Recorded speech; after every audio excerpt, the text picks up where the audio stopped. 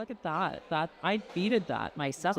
Yeah, 100%. The title, Radical Stitch, I think demonstrates the multifaceted ways that beadwork becomes fine art, and also the fact that a lot of the times it was made at the kitchen table.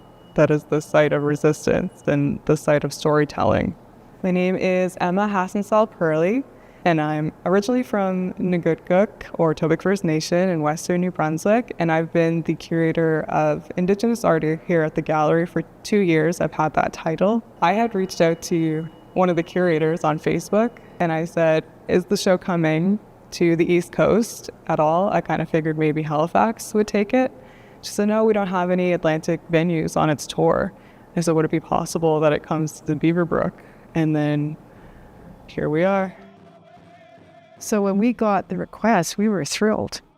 Oh my God, my name is so long. Okay, Sherry Farrell Reset. I'm from Regina, born in Manitoba. My family's originally from Quebec. I'm a member of Timiskaming First Nation, but I'm also Métis and Irish connections as well. Been a real thrill to get it here.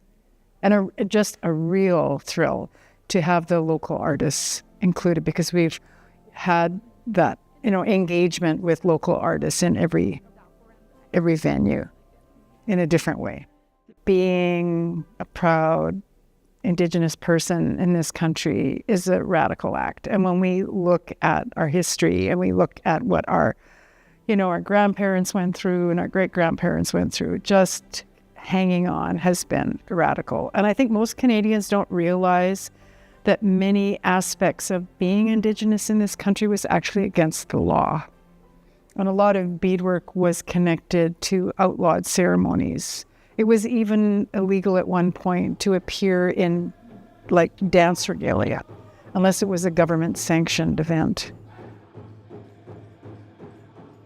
I'm Kathy Mattis. I live in Spruce Woods, Manitoba. I'm Southwest Manitoba Michif, and I get to teach at the University of Winnipeg in the Art History Department and Cultural Studies grad program. Sometimes we create a divide between traditional and contemporary, and I think what Radical Stitch does is show that there's always a continuum, that ancestor artists dreamed a future for all of us, that we would all be surrounded by beaded love, that we'd have the freedom to explore, create, experiment, and be confident in who we are as Indigenous peoples. And artists really help us along. We've always been creating, continuing, and artists are always dreaming the future and responding to the times and educating us, but ultimately wrapping us with their beaded love, and really guiding us and imagining the future for future ancestors. I'm Michelle LaValle, mother and a curator and arts administrator, and currently I'm the Director of Indigenous Ways and Decolonization at the National Gallery of Canada. I think it's really impactful when people see the show. There's a lot that can be related to.